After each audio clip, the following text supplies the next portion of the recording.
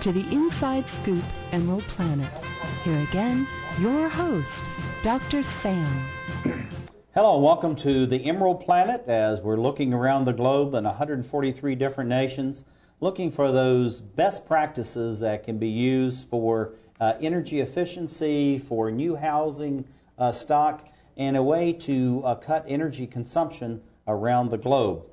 We're coming to you from Washington, D.C. in the United States, and we're coming on to how we can actually enhance and improve the quality of life of now over 7 billion citizens that are living on the planet. And so through the Solar Decathlon, Richard King is sitting beside me. He is the director for the Solar Decathlon for the United States Department of Energy. And we're getting ready to welcome to us by Skype the New Zealand Victoria University in Wellington. And is everyone there in Wellington and New Zealand? Sure are. Hello. G'day. Welcome. And Guy Marriage, it's good to say hello to you again, even though you're a few miles away from us in Washington, D.C. Hi there. Glad to have you back with us. And then we have Ben Jagersma and Nick Officer. Both of these are graduate students in the College of Architecture, and welcome. Thanks for having us. Yeah, it's great to be here. Guy, we have some photographs we're going to be showing throughout this of the house. These were taken through the Department of Energy here in Washington, D.C.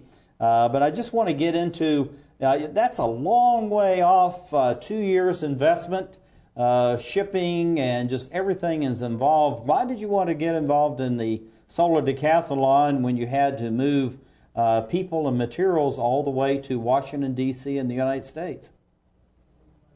I think it was just a great opportunity that we wanted to take. We know the importance of solar power and the way that it's growing throughout the world, and so that was a really important thing to try and bring to New Zealand and bring our entry into America. And it didn't really matter that it was far away. It was just such a great competition to be able to be in that we thought it was important that we were there. Well, I think it was very important, and it was a great pleasure to stop by the house and meet you and some of the other faculty members and some of the students involved. And Ben, tell us a little bit about what you learned through this process, not only just about the house and all the mechanics and the solar power, but what you need to learn as a graduate student that's going to help you as you move forward into the future. I think one of the biggest learning curves for us was getting the practical experience involved with designing and also building a house that you had been designed through a university program. It was a great chance to see your designs in real life, which is a unique experience for an architectural student or an engineering student at the university. So that was really exciting and a good learning curve for myself and for the rest of the team. Well, Nick, I know you come from a very beautiful country. I've actually traveled throughout New Zealand, North and South Islands. It's absolutely fantastic. And I love the way you incorporated just kind of the feeling and the natural ambiance of your country actually into something that's about 1,000 square feet. So what were some of the design parameters that you were looking at culturally and geographically that really made this a unique house and exhibited the nation of New Zealand? Yeah, I think that's one of the biggest challenges of the competition is that we are competing against 20 other universities from around the US and around the world, and everyone brings their own little part of the world with them. And that's really what sets us apart from everyone else. And for us being so far away, maybe we live a different lifestyle. And that was something that we really wanted to bring to the US and show our way of life and that living the way we do is as green as well. So it was using our land and our focus on socialisation, our focus on our people and our friends and our family, and using the land and the resources available to us.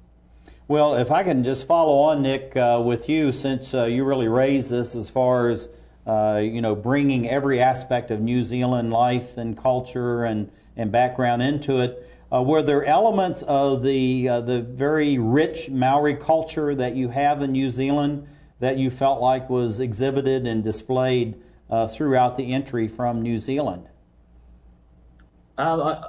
We never really put a focus on that specifically. It's a way of life in New Zealand. I think we all live in this country and all live together. We're a multicultural country, and I think we really do live together in the same sort of way. So it was never really a focus on making it about one style of architecture or one style of culture, but about all living together. It's just blended and holistic, and that's really a great answer to that.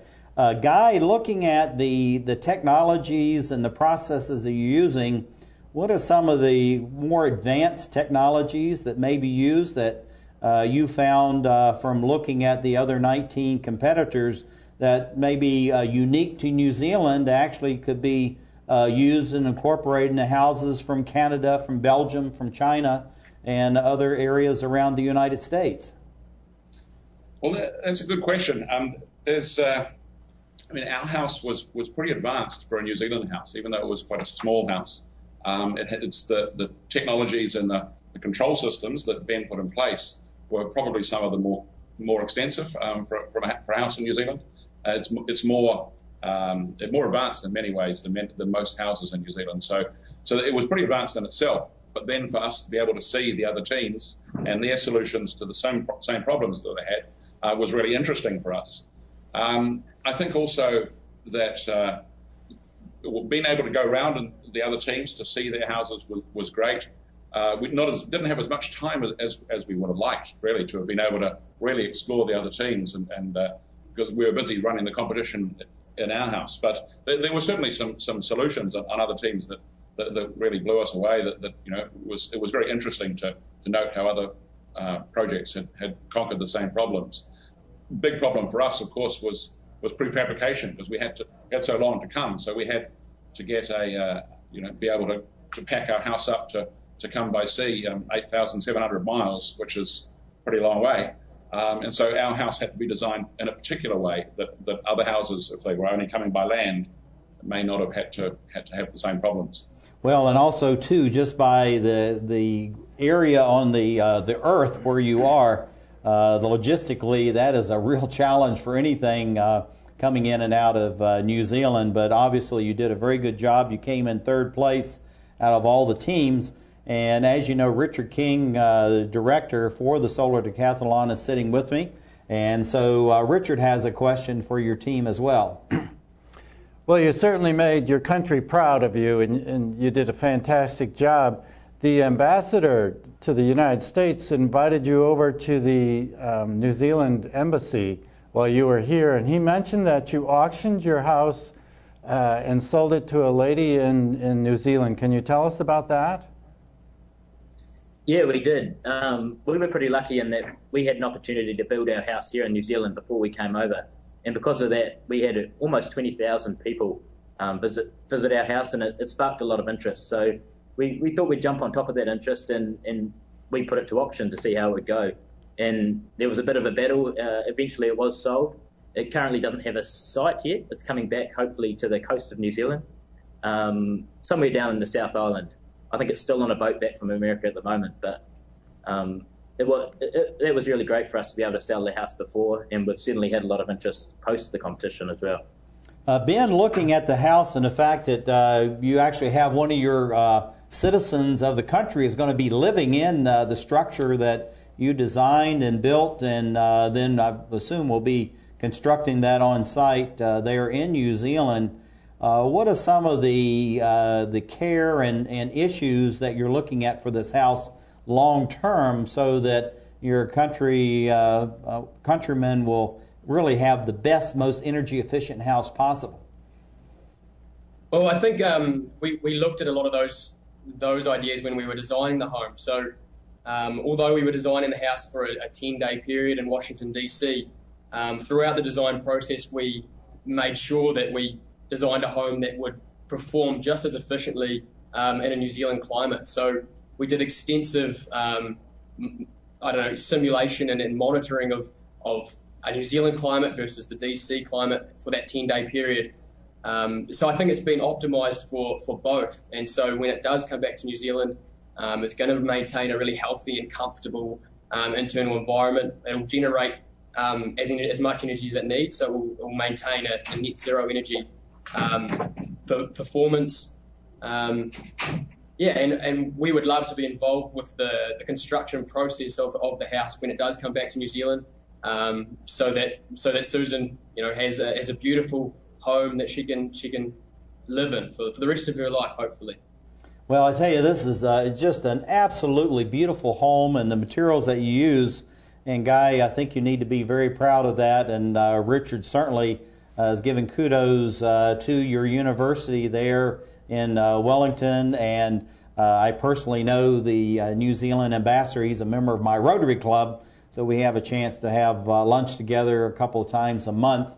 And he was very enthusiastic about all of this. But looking at and we only have about a minute left, so in about 60 seconds, what are the lessons learned for the students and the faculty at your university? The huge amount of lessons learned. Both, I think the practical experience, obviously, for all the students involved and for the wider students in the university, that was really important. Huge amount of new knowledge created, both for staff, for the students, and also for the wider New Zealand community.